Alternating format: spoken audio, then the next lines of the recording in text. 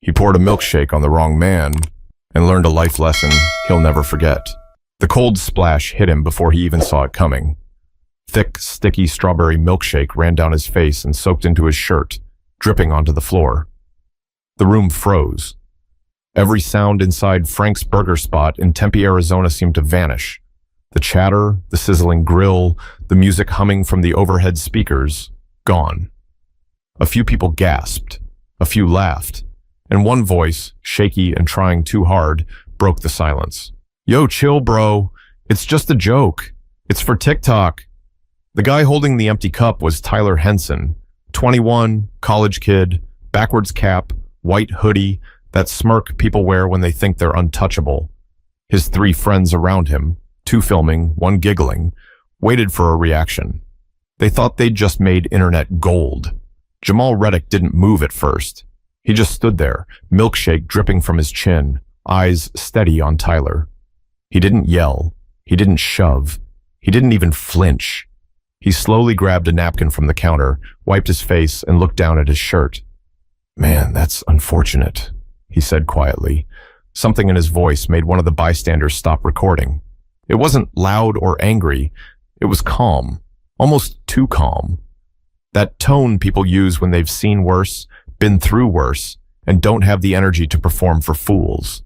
Tyler laughed again, trying to keep the show going. "Hey man, relax. You good, bro? You good?" Jamal looked up at him, his gaze firm but controlled. "You poured that on me for a laugh, right?" "Yeah, it's content, man. It's just for the internet." Tyler's voice cracked slightly, realizing his audience wasn't laughing anymore. His friends lowered their phones. Across the room, a middle-aged woman whispered, "That man's not just anyone." The manager peeked from behind the counter, nervous but curious.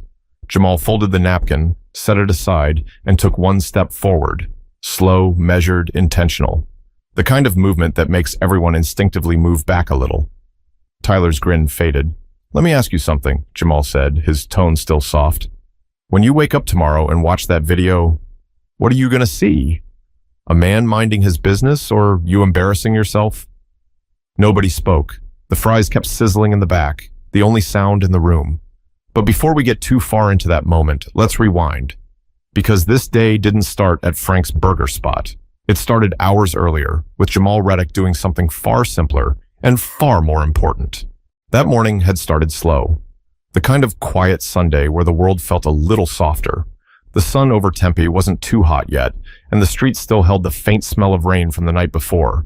Jamal Reddick had just left his mother's house on South Mill Avenue, a small single-story home with faded blue paint and a garden she refused to give up on. "Take some of that cornbread with you," she'd said, wrapping it in foil like she always did. He smiled. "Ma, you know I can't eat all that by myself." "You a grown man, you'll manage." She laughed, the same deep laugh that could still make him feel like a kid again. For Jamal, these visits were sacred. After 8 years of active duty, 4 tours, 2 of them overseas, he'd learned that peace wasn't something you found easily. You had to protect it. And his mother's kitchen, with its peeling wallpaper and gospel radio humming low, was his fortress of peace. He sat with her for an hour, talking about everything and nothing. Her church friends, the neighbor's new car, and the tomatoes she'd planted that were finally doing something right. When he left, she hugged him tight, kissed his cheek, and said, "Remember, baby, patience keeps you strong." He didn't know he'd need those words later that day. After leaving her house, Jamal drove toward downtown, windows down, one hand on the steering wheel, the other tapping the rhythm of an old John Coltrane tune playing through his phone. He wasn't a man who sought attention. If anything, he avoided it. He'd seen enough chaos in his life. These days, he worked as a security consultant, quiet job, good pay, kept him grounded. But when his stomach started growling, he decided to stop somewhere for lunch. Nothing fancy, just something quick before heading home. That's how he spotted Frank's Burger Spot, a small, old-school joint that had been around since the 80s. Neon signs still flickering even in daylight. He'd eaten there before. Decent burgers, good fries, no nonsense. He parked, got out, and stretched a little, rolling his shoulders out of habit. Military habits never really leave you. Even after years, you still scan the parking lot without realizing it. Inside, the smell of grilled meat and grease filled the air. Families, students, workers on break. Just regular people sharing a Sunday meal. Jamal found a seat by the window, ordered a double cheeseburger, and pulled out his phone to check messages. Everything was calm, ordinary, predictable. He didn't notice the group of college kids when they came in. Not yet. He didn't notice the camera phones or the laughter at the back booth. All he knew was that his food was taking a bit longer than usual, and that he was starting to think about calling his mom again to tell her the cornbread came out perfect. But fate has a strange way of interrupting quiet moments, and that interruption was already walking through the door, camera in hand, looking for attention. The door swung open with that sharp creak every small-town diner seems to have, followed by a burst of noise, laughter, sneakers squeaking, someone saying, "Yo, this is perfect, bro. This place is like straight out of a movie." Jamal barely looked up from his phone. He'd seen that type before, loud, restless, performing for each other more than for themselves. 4 of them, maybe 21, 22 at most. Fresh-faced, fueled by caffeine, and armed with phones that recorded every breath they took. Leading the pack was Tyler Henson, tall, pale, messy blonde hair under a backwards cap, that kind of confidence that only comes when life's been too easy for too long. His friends, Kyle, Ricky, and Brent, followed close behind, one holding a half-finished milkshake, another already filming on his phone. They slid into a booth not far from where Jamal sat. Their voices carried across the room. "Bro, I'm telling you, this one's gonna go viral.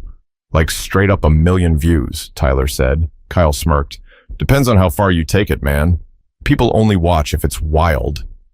Brent chimed in, "You won't do it, though." "You all talk, Ty." That's all it took. A dare, a challenge. Tyler leaned back, scanning the room. His eyes landed on Jamal, calm, focused, alone. A tall, athletic black man, broad shoulders, sitting quietly with his burger untouched. "Yo," Tyler whispered, grinning. "What if I dump this on that dude's head right there? Say something dumb, make it a prank. Instant views." Ricky lowered his phone. "Bro, nah, that guy looks serious." Tyler laughed. "That's the point, man. The more serious they look, the funnier it is when they lose it." People loved that Jamal caught a fragment of their laughter but didn't pay it much mind. He'd been around loud mouths his entire life. Basic training, Navy deployments, security jobs in crowded cities. He'd learned the power of not reacting. He reached for his drink, took a calm sip, and set it down. But something in his periphery caught his eye. A phone lens pointed directly at him. At the counter, the waitress, Janine, noticed too. She frowned and muttered, "Those kids again." "Everything all right?" Jamal asked, his voice steady. Janine sighed. "Yeah, they've been coming here the last few weekends, pulling pranks on folks. Managers about had it." Jamal nodded slowly. "They ever mess with you?" "Not yet," she said, forcing a smile. "But they get close." At that moment, Tyler stood, still holding his milkshake. His friends shifted, phones out, recording. "Yo, check this out," Tyler whispered, grinning at the camera. "Watch this. Dude's about to be famous."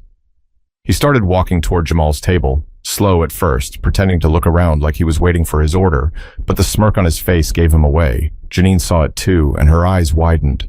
"Sir, watch out," she said quickly. Jamal looked up, confused for half a second, just as Tyler lifted the milkshake. A cold, pink blur. A splash. Gasps. Silence.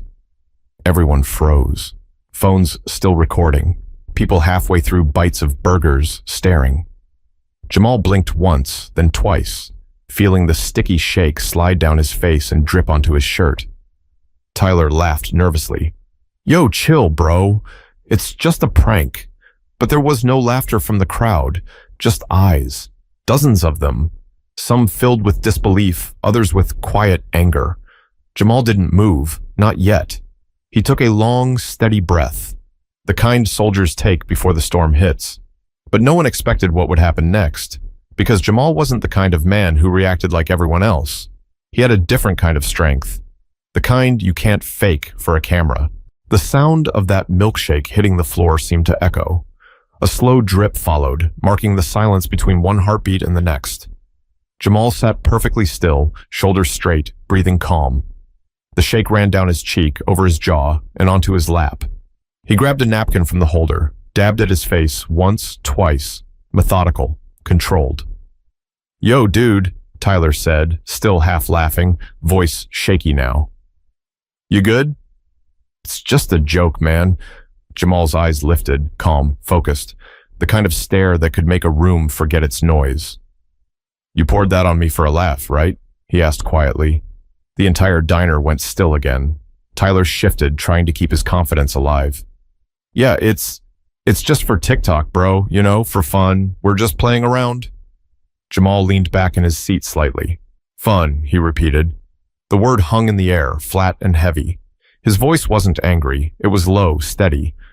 The kind of voice that didn't need to rise to be heard. He took another napkin, cleaned the table, and placed it neatly beside his plate. His movements were precise, almost too calm for what just happened. The waitress, Janine, stepped closer. Sir, do you want me to call someone? Jamal shook his head once. Not yet. Tyler's friends were frozen, their phones still up but shaking now.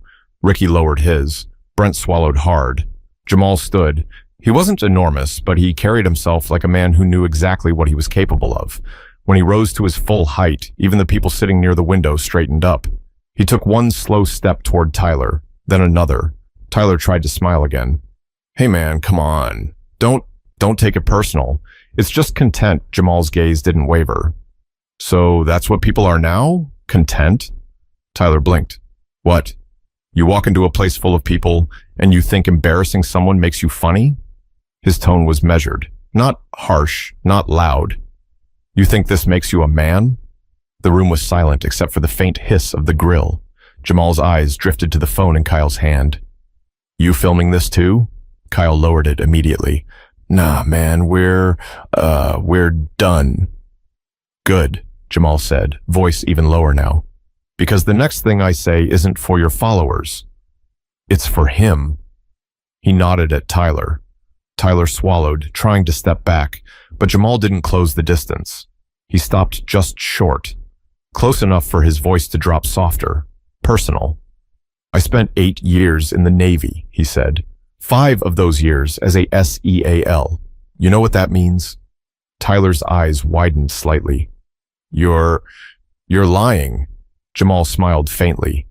You want to find out? A couple of people gasped quietly. Tyler shook his head quickly. Nah, man, it's all good. My bad. You're bad, Jamal repeated. That's all you've got to say for yourself? He looked around the room, meeting eyes that quickly dropped away. The whole diner was holding its breath. Then Jamal exhaled slowly, shoulders relaxing. He grabbed a few napkins from the counter, wiped the milkshake from his arms, and tossed them in the trash. Sit down, he said to Tyler, calm but firm. What? I said sit down. Tyler hesitated, then pulled out a chair. The prank was over. The camera was off. Now it was just a man facing the consequences of his own arrogance. But Jamal wasn't finished. Not yet. Because he knew that if he walked away now, this kid would just find another target tomorrow. And some lessons have to be taught face to face. Tyler sat down slowly, his hands gripping the edge of the table. The milkshake cup lay on its side near his shoes, a small puddle of pink spreading under his sneaker. His friends didn't say a word. They stood a few feet away, phones down, faces pale. Jamal stayed standing, not towering, not threatening, just still.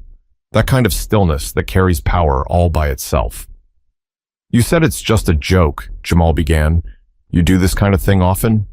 Tyler shrugged, eyes darting between Jamal and the floor. It's for content, man. It's what people do. Nobody takes it that serious. People, Jamal said slowly, or you. Tyler's mouth opened, but no words came out. Jamal leaned slightly forward, resting one hand on the table. You ever stop to think about what happens after the video ends? After the comments, the likes, the views fade out? You ever think about what kind of man you're becoming? A few people around them nodded quietly. The woman from the window whispered, "That boy needs to listen." Tyler glanced toward his friends for help, but none came. Kyle muttered, "Let's just go, man." But Jamal shook his head once. No, he's staying, because this right here, this is the part that doesn't make the video. This is what you cut out when you upload it. Tyler swallowed hard. Look, I said I'm sorry, all right? I didn't mean... You meant it, Jamal interrupted gently. You wanted people to laugh. You wanted attention. You just didn't think about the cost. Tyler's shoulders slumped. Jamal's tone softened slightly. When I was your age, I saw things that changed me. I learned fast that the loudest man in the room isn't always the strongest. Sometimes the one who says nothing, that's the one who's seen real things, done real things. The silence was heavy, but not angry. It was the kind that made people think. Janine stepped forward quietly, wiping a nearby table just to be close enough to hear. Jamal continued, "What if I wasn't who I am? What if I didn't know how to control myself? You ever think about that? You don't know what people carry. You pour something on the wrong person one day, and that prank might end a lot worse than this." Tyler's breathing grew shallow. His smirk was gone completely now, replaced by embarrassment and something else. Realization. "I didn't think," he murmured. Jamal straightened. "No, you didn't. But that's what separates a man from a boy. Thinking before acting." The whole diner was watching, but Jamal wasn't putting on a show. He wasn't trying to shame Tyler. He was trying to reach him. For a few long seconds, no one spoke. Even the cook peeked from the kitchen, motionless. Then, slowly, Jamal reached into his pocket, pulled out a 20, and placed it on the table. "That should cover the mess. You make sure you tip the waitress on your way out." Tyler looked up, confused. "Why would you pay for that?" "Because somebody's got to show you what accountability looks like," Jamal said. "And today, I guess that's me." He turned toward the door, leaving behind the sticky napkins, the silence, and a kid who suddenly looked a lot younger than he did 10 minutes ago. But as Jamal reached the parking lot, the story didn't end there. Because what happened next would turn this quiet lesson into something the whole country would be talking about. By the time Jamal stepped outside, the Arizona sun had turned the sidewalk into a shimmer. He wiped his hands with a napkin, tossed it into the bin, and started toward his car. He didn't expect anyone to follow him, but he heard hurried footsteps behind him anyway. "Hey, wait!" It was Tyler. The kid jogged up, still pale, still shaking a little. His friends stayed behind inside, pretending to clean up the mess. Jamal didn't turn right away. He just stood by the driver's side of his car, keys in hand. "You need something?" Tyler hesitated. I wanted to say I'm sorry. Like, really sorry. I know that doesn't fix anything, but..." Jamal looked over his shoulder. "Why'd you do it?" Tyler rubbed the back of his neck. "I don't know, man. It's just... We've been making prank videos for months. People like it. It's easy views. I thought..." "You thought wrong," Jamal cut in. His voice was calm, but it carried weight.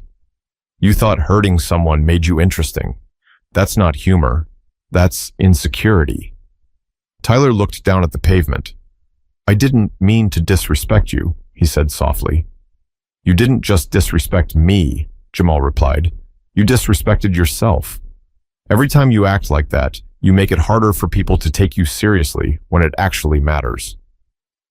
The words hit deeper than Tyler expected. For once, no camera was watching, no friends cheering, just truth. Jamal sighed, leaning against his car. "Let me tell you something I learned the hard way. When you're out there in the field, when bullets are flying and chaos hits, nobody cares about who's the loudest. They care about who stays calm, who thinks clearly, who knows how to act when everything's on the line." Tyler looked up slowly. "You were really in the Navy?" "SEAL Team 3, Jamal said. 8 years. Tyler's jaw tightened. "So, you've seen some bad stuff, huh?" Jamal nodded. "Enough to know that if you can't control yourself over a laugh, you won't control yourself when life gets serious." Tyler swallowed hard, trying to hold Jamal's gaze. "I don't know why I did it, man. I didn't think." "That's the problem," Jamal said quietly. "Too many people act first and think later. The internet's got folks believing life's just a highlight reel. But real life? It's the quiet moments that show who you are." A few seconds passed. Tyler's eyes glistened a little, but he blinked it away. "I don't want to be that guy anymore," he said. "I'm tired of trying to make people laugh at the wrong things." Jamal looked at him for a moment, studying his face. There was something genuine there now.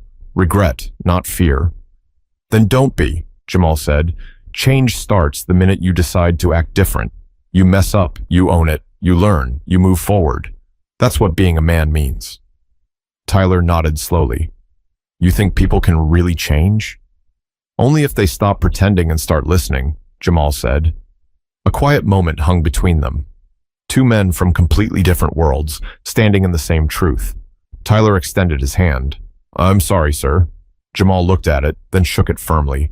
Apology accepted. Just make it mean something. Tyler nodded again, stepping back. As Jamal got into his car, he started the engine and gave one last look toward the diner. The glass door reflected Tyler, still standing there, watching him leave. But by the time Jamal pulled out of the parking lot, the world was already watching. Because someone inside had uploaded the entire thing online, and it was spreading faster than either of them could imagine. By sunset, the video had already hit 500,000 views. The clip started with the milkshake splash, shock, gasps, laughter, then cut to the moment Tyler sat down, face pale, while Jamal spoke to him in that calm, unshakable tone. Someone had captioned it, "He messed with the wrong guy." But it wasn't just another viral prank gone wrong.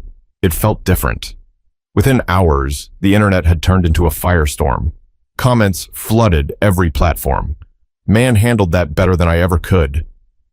That's a SEAL? Respect. More people need to see this. Real strength right there. Even national pages picked it up. The story trended on Twitter, #TheWrongOne. Meanwhile, Jamal didn't even know. He'd spent the rest of the afternoon washing his shirt, cutting the grass, and calling his mother. You sound tired, she said. Long day, he replied with a small laugh. But I learned something, Ma. People don't always need shouting to hear you. Sometimes silence hits harder. She smiled through the phone. That's my boy. But the world outside his calm little house was buzzing with his name. By Monday morning, news vans parked near Frank's burger spot. Reporters wanted interviews. Podcasts wanted statements. Strangers sent messages calling him a hero. Jamal wasn't interested in fame. He hadn't done anything special in his mind. He'd just done what his mother taught him, to stay composed when others lose control. Tyler, on the other hand, couldn't hide from it. Every classmate, every teacher, every family member had seen the video. His social media accounts overflowed with comments, some cruel, some supportive, most saying he'd learned a lesson the hard way. He took the video down, but it was too late. It was everywhere. The next day, he showed up at Frank's, shoulders low, no phone in sight. Janine spotted him first. You here to make more content? She asked, arms crossed. No, ma'am, he said quietly. I came to apologize. She studied him for a moment, then nodded toward the back. He might stop by later. You can tell him yourself. And Jamal did stop by. Same booth, same seat, same calm look. Tyler approached slowly. Sir, he began, voice shaking, I wanted to say I'm sorry again. I shouldn't have done what I did. I embarrassed you, and I embarrassed myself. Jamal looked at him, then nodded toward the seat across from him. Sit. Tyler did. You still making videos? Jamal asked. No, Tyler said quickly, not like that. I deleted everything. I've been thinking about what you said, about how the internet makes you forget there's a real person on the other side of the screen. Jamal gave a small nod. Good. Keep that in mind. Respect lasts longer than views. Tyler nodded, his eyes steady this time. I won't forget that. They sat in silence for a moment, two men connected by one stupid mistake that turned into something bigger than either of them expected. A few customers nearby recognized Jamal, whispering, That's him. That's the SEAL. But Jamal just smiled, waved it off, and went back to eating his burger. But what people didn't see on camera was what came after. The quiet change that happens when a lesson sticks and a man chooses to do better instead of just saying it. A week later, life had settled back down, at least for Jamal. The noise online had started to fade, but the story still lived in people's conversations. It became one of those, did you see that video? Moments that people brought up at barbershops, classrooms, and dinner tables. For Jamal, though, it wasn't about the attention. He never wanted to be some internet hero. He just wanted peace.